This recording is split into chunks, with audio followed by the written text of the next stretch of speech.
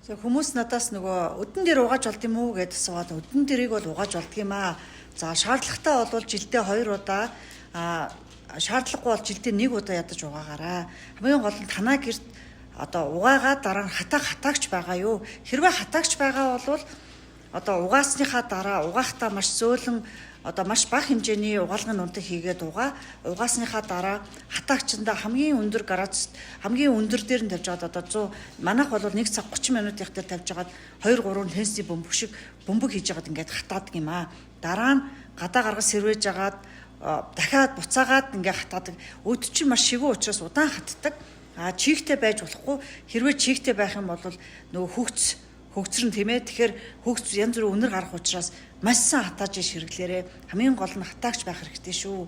Хатаагч байхгүй бол хийм цэвэрлэгэнд өгөөрөө одоо нийтийн угаалгын газар аваачсан хатаагаарай.